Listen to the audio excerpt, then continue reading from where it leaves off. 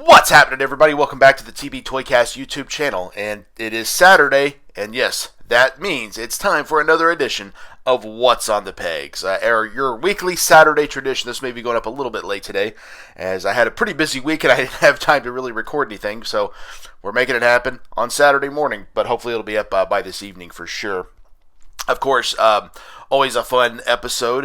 If you're new to this channel or new to this show, this is kind of my version of a toy hunt, where I hit different stores throughout the week and kind of just take pictures of some of the different things I have found or will be finding. So, always a lot of fun. I knew sometimes we get into ruts going to the same Walmarts and Targets and things like that, but that's why I hit vintage toy shops. I'm always looking for something new and something different.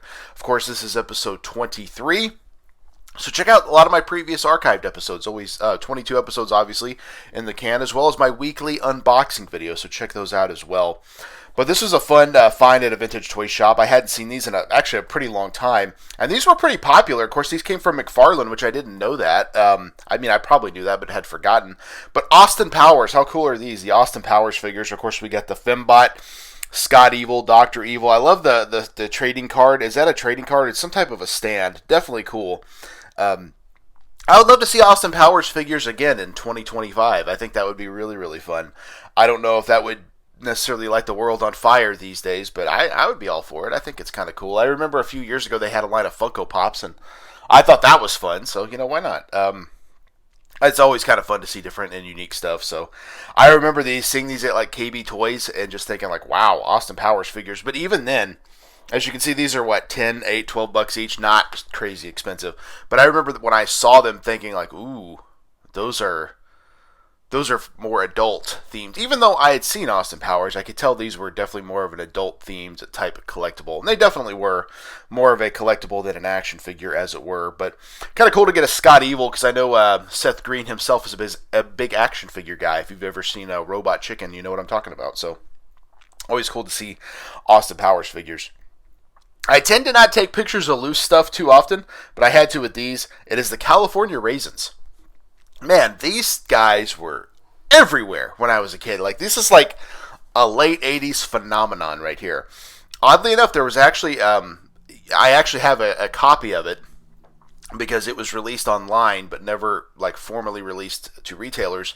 There was a California Raisins, what is it, the Quest, like the grape something, I don't know, the Quest for the Stolen Grape or something like that.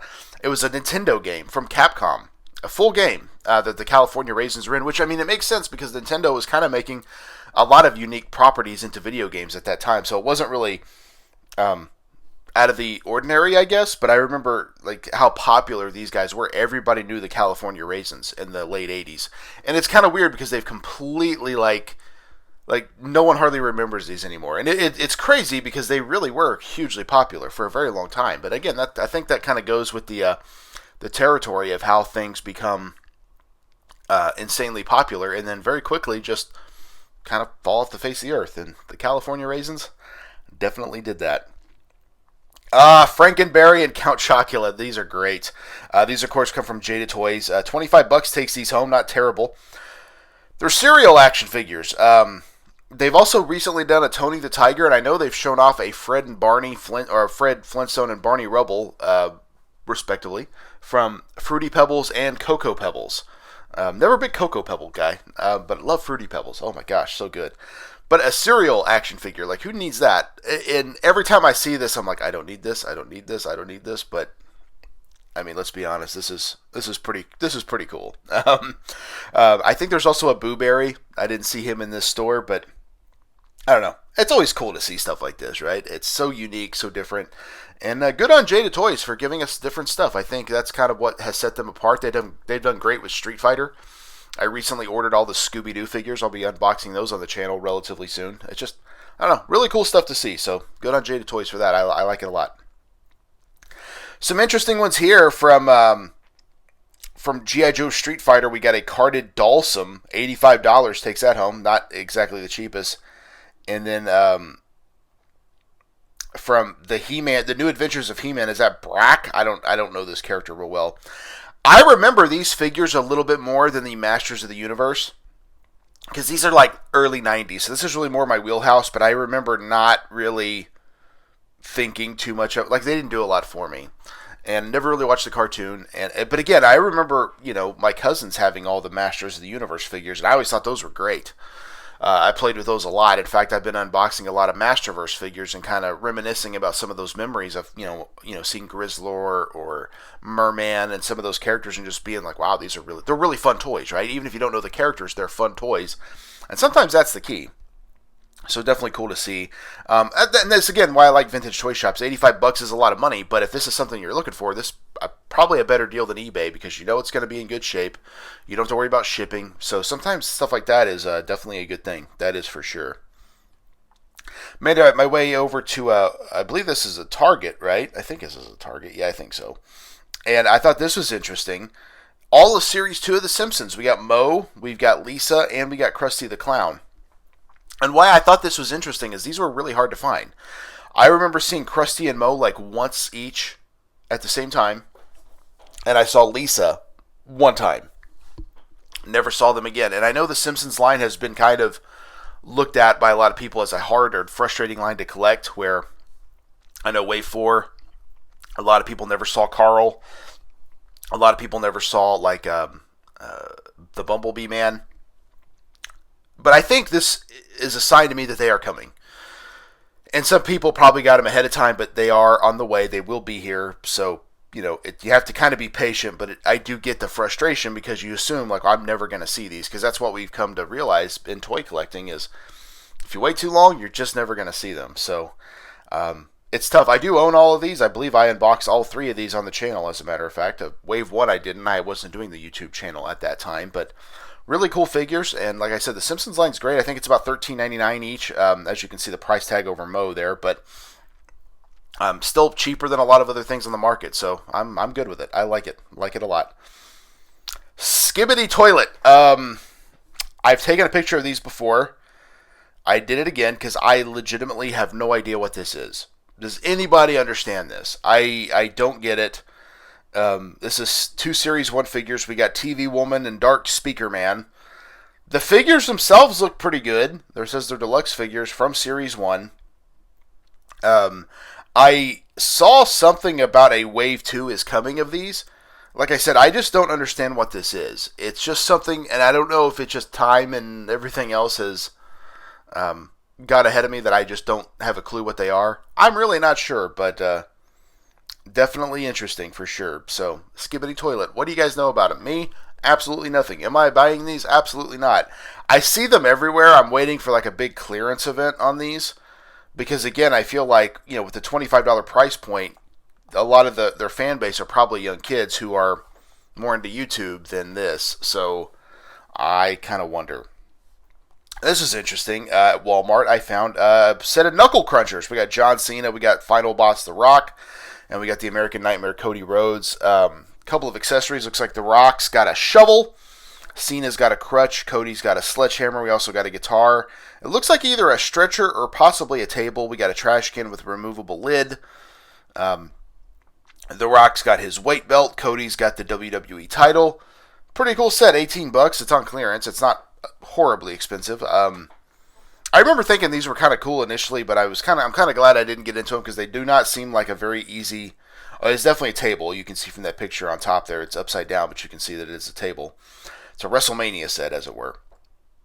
You can definitely see that the line is not easy to collect. They're not making a lot of different people. Sometimes they show up at Walmart. Sometimes they don't show up at all. A little frustrating, and I don't know, just makes it hard to want to dive into it. But it is a fun idea. It's something different, something unique, especially for maybe people collecting more on a budget. I could see diving into these, right? Like, oh, I can get those because it's $18 for 3 figures and accessories. It's a little bit cheaper. So, and I think they also did a ring as well, and I came with like a Brock Lesnar, I believe. So there's always that. I mean, if it's something you're into, I think it's cool, but probably not for me.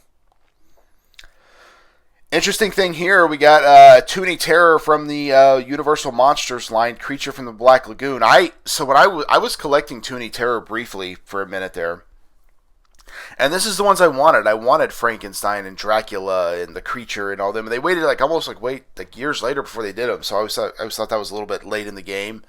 Still cool. I think they've also done black and white versions of these, which is kind of fun. But I mean, like this is money right here. The creature, are you kidding me? That's so cool. So, um, I I've learned as I've expanded collections and started getting more stuff. I have to be super selective on what I'm getting, and it's like I just can't get everything, right? I can't collect everything, and so you have to pick and choose. And Toonie Terrors is not something that's going to make the cut. It is cool, but I can't say it's for me at this point. So this was at a vintage toy shop. I had to take a picture of these. There's a couple of them here. We got Beef Boss and we've got Valkyrie. These are both from the Fortnite kind of 6 to 7, 12th scale line. A lot of cool accessories, a lot of weapons. I thought these were cool looking figures. And again, it's interesting because 40 points of articulation, as you can see, they're definitely modern scale figures. As you can tell with these Beef Bosses, $24.99, Valkyries $9.99, so a little bit cheaper. But these are interesting because these were huge, like almost pre-COVID, right? COVID almost changed everything. Or like this stuff didn't matter anymore. Fortnite was everywhere. And I know my nephew and all his buddies, they play Fortnite all the time. So I know Fortnite is still popular. So it's always weird to me that something like this has not returned. I think it probably will at some point, but it hasn't yet. And I kind of wonder if it will. I mean, I think it will down the road. It just, like I said, it just simply hasn't yet. Some interesting stuff here also from a vintage toy shop. A lot of Kiss figures from McFarlane Toys. I always thought these would go well with your Spawn line. I've never integrated them into that, but I always felt like they would go. I always thought these 4-packs were kind of cool. The Psycho Circus. You got Peter Criss and the Animal Wrangler. This makes like no sense to me. I assume Psycho Circus is probably based off like a comic book or something. And then you also got a Paul Stanley over there, just kind of as a single pack, $9.99. You got is that Ace Frehley? No, it's Peter Criss again, right there with the drums. But I don't know, I like Kiss. I like some of their songs. I've never been like a massive Kiss fan, so I've never been like, oh, I gotta get all these figures. But they are kind of fun. I mean, it's an interesting 2-pack. You know, hey, let's get Peter Criss and the Animal Wrangler. Like what? But again, this is the '90s, right? There was a lot of wild stuff in that time, so I definitely get it. But it's interesting.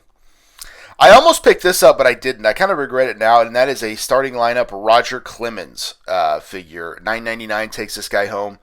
Not a bad deal. And Roger Clemens was one of the ones I was wanting to get because as I started doing starting lineups, I was kind of going off like the big names of the '90s, and I thought Roger Clemens certainly fell into that category as a pitcher and stuff.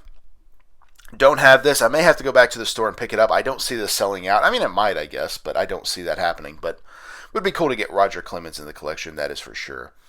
Starting lineup is still something I kind of dabble with. I don't have a ton of them. I have maybe 10, maybe less, but they're still kind of fun for what they are. That is for sure.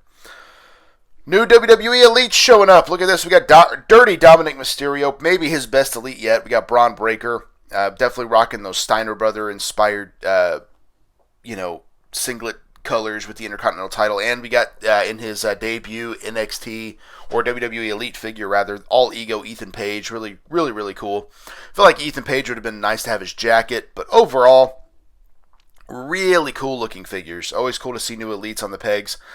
I do have Ethan Page. I do have Braun Breaker. I also picked up a Dexter Lumis because I wanted to get all the Wyatt 6 figures because I think those are really fun.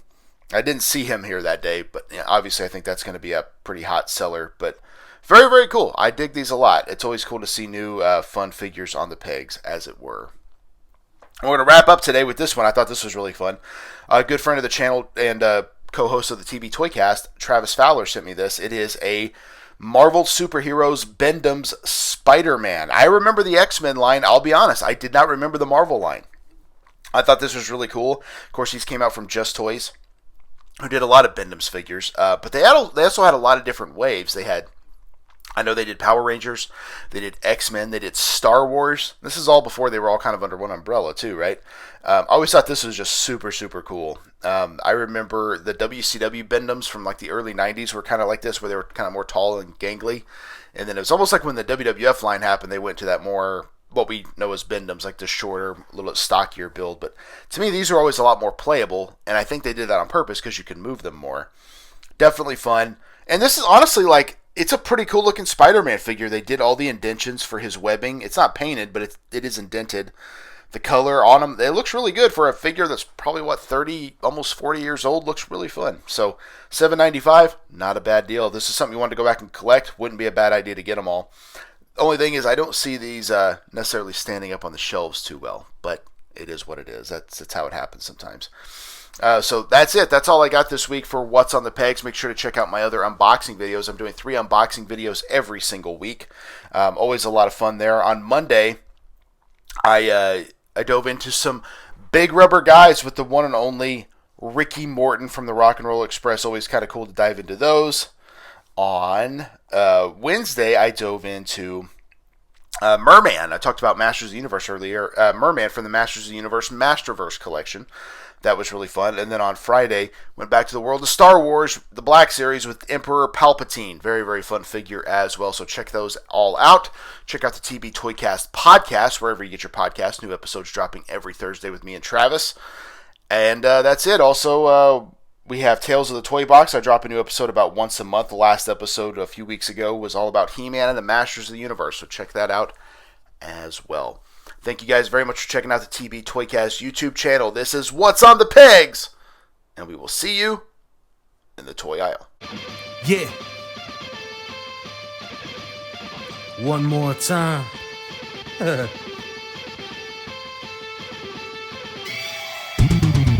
It ain't over till I say it's over. So lock the cage up, cause this is a takeover. The wait's over. If this the final time we meet, then you'll be on your back on my feet. Then I'll tip the cage over as a hangover. I'm super fly so I can splash off the top. And I can shut down the shot. Baby Savage, I'm the queen.